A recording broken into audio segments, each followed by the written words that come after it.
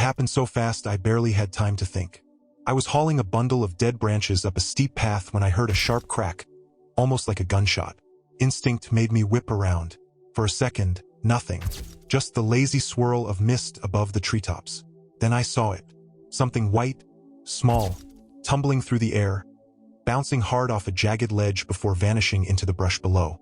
I dropped everything. Sprinting toward the edge, I barely avoided slipping myself. My heart hammered against my ribs.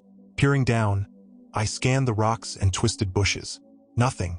I slid a few feet down the muddy slope, grabbing roots and stones to keep from falling. Then I heard it. A soft, broken whimper. There, tangled among the thorny brambles, was a snow leopard cub. No bigger than a house cat. His back leg twisted unnaturally, chest heaving. Blood matted the silky fur around its shoulder. I froze. One wrong move and the cub might lash out in fear. Or worse, it could already be dying. My phone was still in my jacket pocket. Hands shaking, I called Rick, the local gamekeeper. It rang twice before he answered. "Rick, it's me. I'm up near Raven's Peak. There's a snow leopard cub. It fell. It's hurt." There was a long pause. "Leave it, man," Rick said, his voice rough. "It's sad, but that's nature. If you touch it, its mother won't take it back. And it won't survive without her. I can't just leave it here," I whispered, glancing back at the cub, which blinked up at me with huge, dazed eyes. Rick sighed. "Your call, but be careful. That's no house pet." The line went dead. I tucked the phone away and slid down the rest of the embankment, ignoring the thorns scraping my arms. The cub tried to growl, a tiny, pitiful sound, and flinched when I knelt beside it. "Easy, buddy," I murmured. I pulled off my flannel shirt and used it like a barrier between my hands and its trembling body. Slowly, carefully, I scooped it up. It was lighter than I expected, bones barely padded by muscle. The cub didn't fight. That scared me more than if it had. I struggled back up the slope, boots slipping in the mud, heart pounding so loudly I thought it would burst. Every few steps I'd glance down. The cub's sides rose and fell shallowly. When I finally reached my truck, I laid the bundle on the passenger seat and cranked the heater. My fingers fumbled for the keys. I had no real plan. There was no wildlife rehab center nearby. The closest vet who might even look at a snow leopard was an hour down the winding mountain roads. I hesitated only a second longer. Then I threw the truck into gear and took off, tires spinning gravel. I glanced over once. The cub's blue eyes were half closed, but it was still breathing. I pressed the gas harder. The road twisted like a snake. Spring rains had washed out whole sections. Every bump made the cub whimper, and every whimper punched another hole in my gut. "Hang on, little guy," I said through gritted teeth. The cliffs loomed on my left. Trees blurred past on the right. I leaned forward, white-knuckled, dodging potholes and fallen branches. The cub let out a weak cry. I almost didn't hear it over the howl of the wind through my cracked window. My throat tightened. Halfway to town, I pulled over briefly on a gravel turnout. I needed to check him. My hands shook as I peeled back the blood-stained shirt. The cub blinked at me, one paw feebly batting at the air. Still fighting. "Good," I said, more to myself than to him. "That's real good." I grabbed an old water bottle from the back seat, poured some into my cupped hand, and tried to offer it. He sniffed it but turned his head away. Too weak. I had to get him help. Fast. Throwing the truck back into drive, I tore down the rest of the road, praying the vet was in. When I finally screeched into the gravel parking lot, I didn't even lock the truck. I scooped up the cub, still wrapped in my bloody shirt, and sprinted for the door. It was Sunday. The door was locked. I hammered my fist against the glass. "Ellison, it's me. It's an emergency." After a few agonizing seconds, a light flicked on. Ellison, the town's only vet, peered out, her brows knitting together when she saw the bundle in my arms. She unlocked the door, and I burst inside. "What the hell is that?" she demanded. "Snow leopard cub. Fell off a cliff. He's dying." Ellison hesitated. "I can't. It's illegal to treat wildlife without a permit." "Then pretend he's a giant house cat." We stared at each other.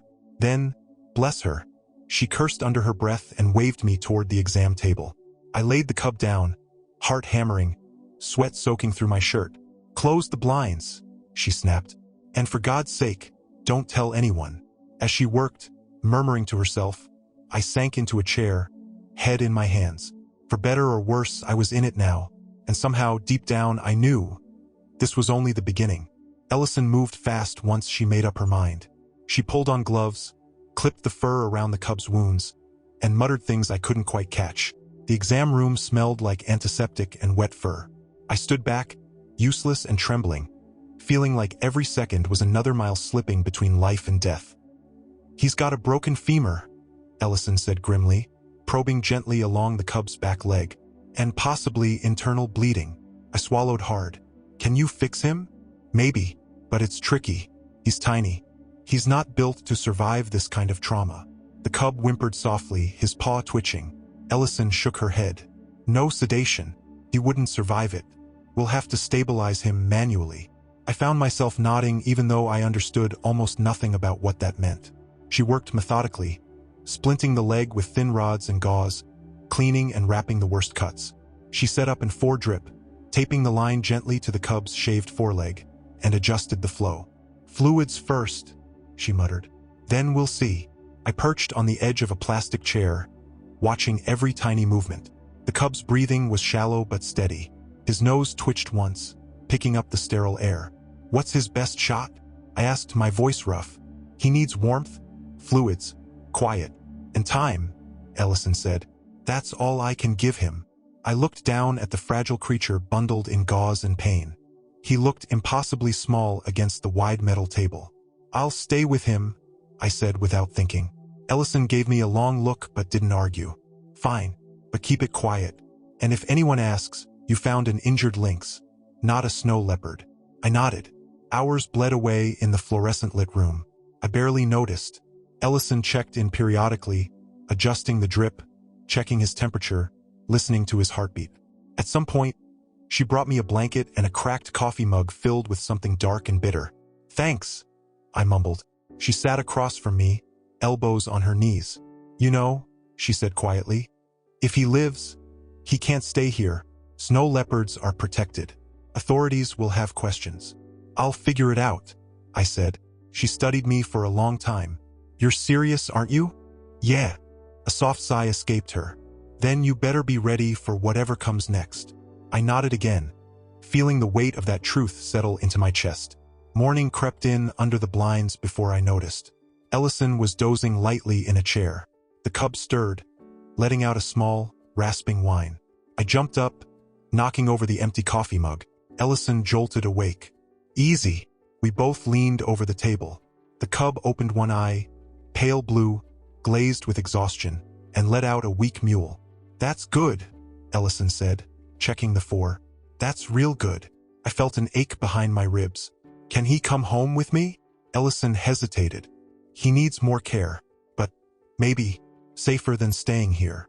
She helped me gather supplies, syringes for fluids, special food, antibiotics. She showed me how to inject fluids under the skin, how to monitor his breathing, how to tell if things went wrong. "You'll need a quiet place.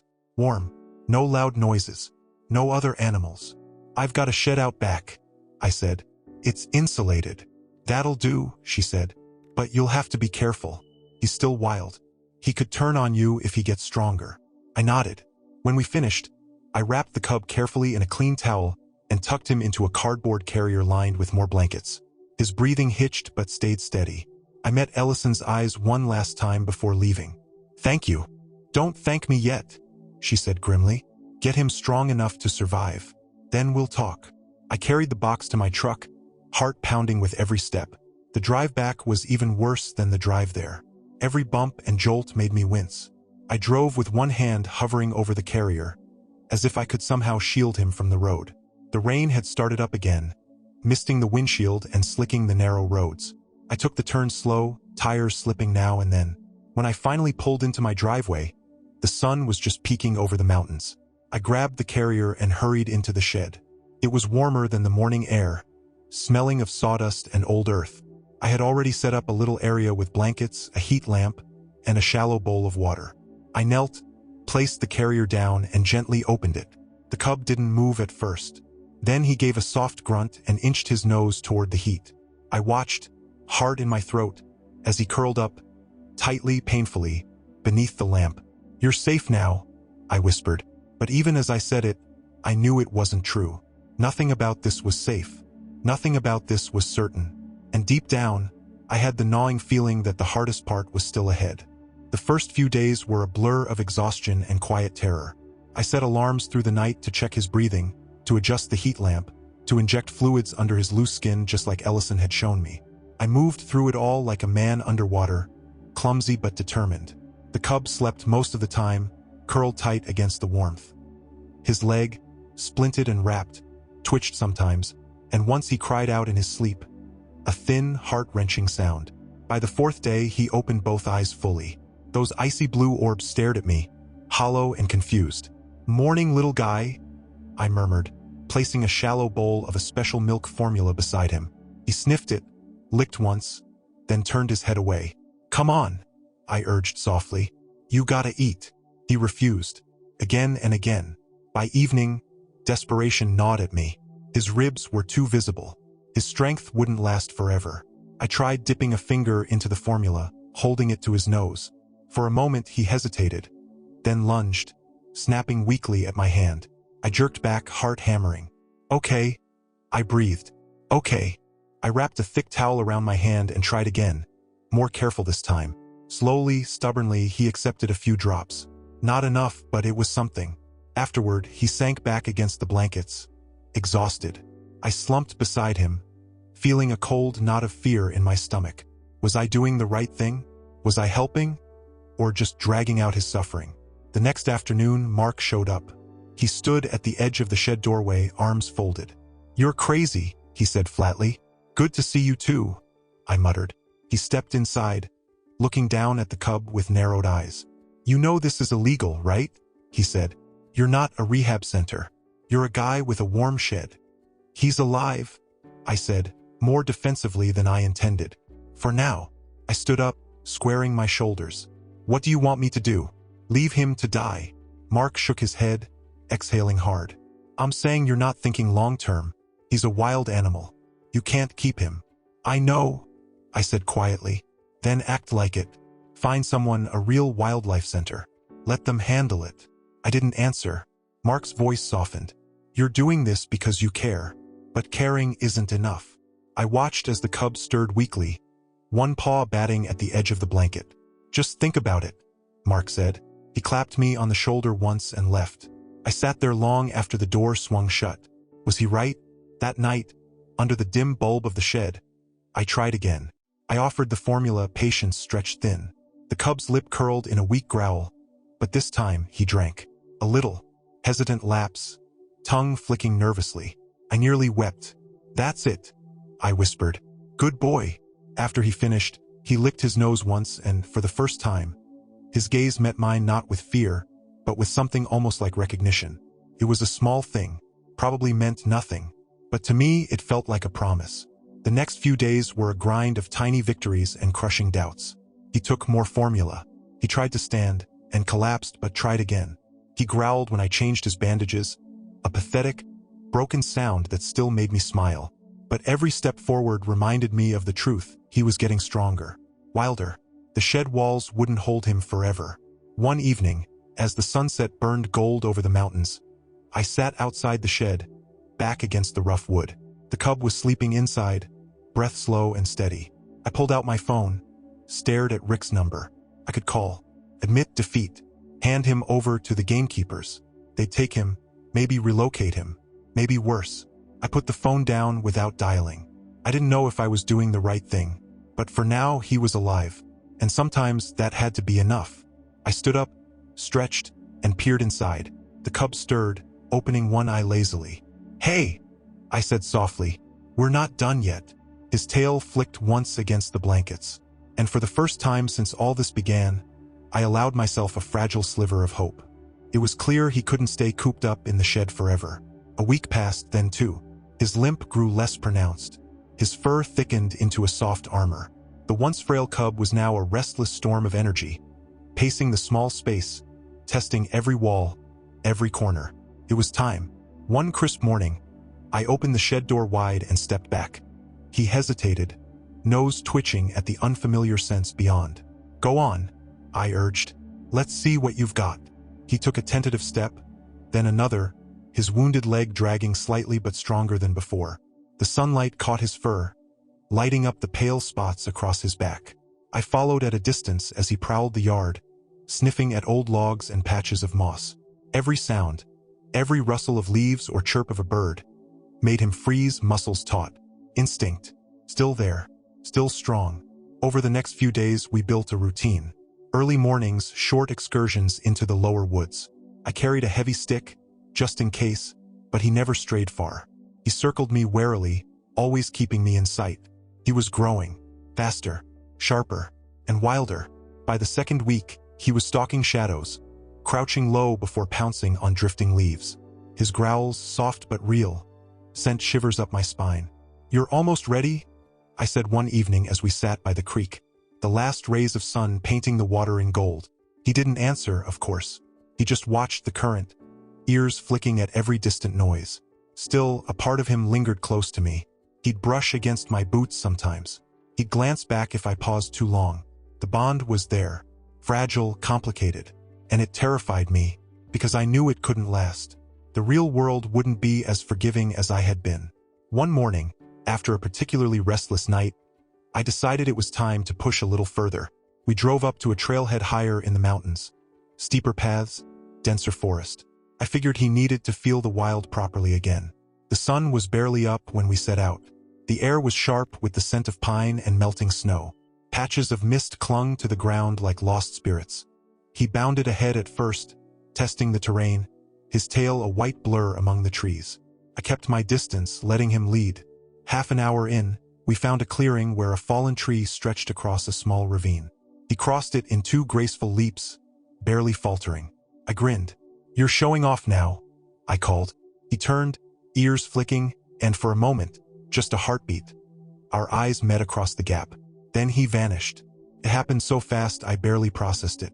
1 second he was there, the next gone. "Hey!" I shouted, panic punching through my chest. I scrambled across the log, heart in my throat. The woods beyond were thick, tangled. I caught glimpses of white fur darting between trees, too fast to track. "Come back!" I crashed through the underbrush, branches clawing at my arms. Every snap of a twig, every shifting shadow, made my gut twist. Minutes blurred into an hour. I called until my voice broke, scanned every ridge, every thicket. Nothing. It was like he'd been swallowed by the mountain itself. I stumbled back to the clearing, chest heaving. I sat down hard on the fallen log, head in my hands. I'd known this day would come, but not like this, not so sudden, so final. The sun climbed higher, burning away the mist. The woods grew quieter. Still no sign. I stayed until dusk, calling, searching, hoping. Nothing.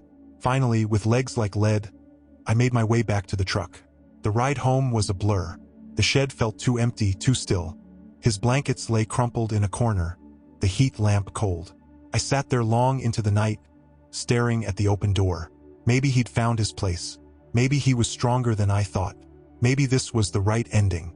But when I closed my eyes, all I could see was that last glance across the clearing, and the way he vanished without a sound. I barely slept the next few nights. Every sound outside made me sit bolt upright. Every dream ended the same. Me chasing shadows through the forest, calling out, getting no answer. I searched every day.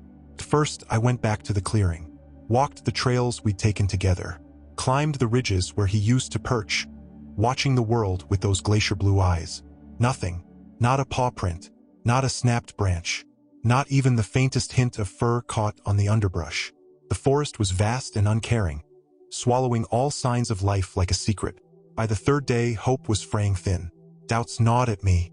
Had he fallen again? Had a predator found him before he could defend himself? Had he wandered too far and gotten trapped or injured? The mountains stretched endless and indifferent around me. Their peaks were still dusted with snow, even though the valley was warming to spring. How could one small creature survive alone out here? Even healthy, even strong. Was it enough? I told myself it had to be. I told myself he was a fighter, but the fear whispered louder than hope. Still, I kept searching. Late afternoon, on the 4th day, I took a different path, one we'd never walked together. A narrow deer trail winding along a ridge, overlooking a deep gorge. The trail was treacherous, muddy in spots, roots grabbing at my boots. I wasn't expecting anything, which is probably why I saw him. At first, I thought it was a trick of the light, just a patch of pale stone among the trees, a figment of my desperate imagination. But then it moved. I froze, breath caught in my throat. He stood on a rocky outcrop across the gorge, framed by the setting sun. Bigger now, his coat sleek, muscles rippling under his fur. He was watching me. No fear, no weakness, no hesitation, just him. The same spirit I'd seen flicker to life back in that shed. My chest tightened so hard it hurt. A lump formed in my throat, thick and immovable. I didn't move, didn't call out. I knew better. This wasn't the broken cub I'd carried in my arms. This was something else. Something stronger, something whole, something untouchable. He took a step forward, head low, eyes locked on mine. For a breathless moment, the whole world narrowed to that space between us. The wind died. The forest held its breath. Then he turned. Slowly, deliberately, like a king surveying his kingdom. He vanished into the trees without a sound, like mist retreating at sunrise. I stood there for a long time, the cold wind stinging my face, my fingers numb. It was enough. He was alive. He was free, and he'd chosen his own path. The ache in my chest wasn't grief. It wasn't regret. It was pride. I made my way back to the truck, legs trembling, heart strangely light despite the exhaustion weighing me down. At home, the shed stood empty, the blankets neatly folded just as I'd left them. I couldn't bring myself to move them. Not yet. I closed the door softly behind me, as if sealing away a chapter one wasn't quite ready to end.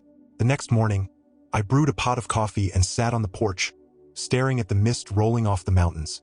The world looked the same, but everything felt different. Like something invisible had shifted, realigned itself. It felt like something had shifted inside me. Something I hadn't even realized was broken. Maybe this was what real rescue meant. Not keeping, not owning, just giving something a chance to be what it was meant to be. I was about to head inside when I heard it. A soft rustle at the tree line. A sound too deliberate to be the wind. I turned, heart slamming against my ribs. And there he was. He padded out of the shadows, lean and sure-footed. No limp, no hesitation. His coat gleamed in the early light, every muscle flowing like water. He stopped a few yards away, watching me. I didn't move, didn't speak, barely dared to breathe. He took a few slow steps closer, head tilted slightly, curious but wary. I saw it then, the faintest flicker of recognition in his eyes, the ghost of something shared between us. He came within a few feet, close enough that I could see the tiny scar under his right ear, a mark from that first terrible fall, a reminder of how fragile life could be. He stood there, breathing in the cool morning air, studying me. For a heartbeat, we existed together in that thin, fragile place between two worlds, man and beast, memory and instinct. Then, with a final glance, he turned and loped back into the trees, his body a blur of strength and freedom. This time, I didn't follow. I just watched until he disappeared completely, swallowed by the vastness he was born to rule. I sat back down, coffee forgotten, a strange ache blooming in my chest, a mixture of joy and sorrow so pure it left me breathless. We don't get to keep the things we save. We only get to love them while we can. And sometimes, if we're lucky, they come back to say goodbye. The world kept turning. The mountains stayed silent.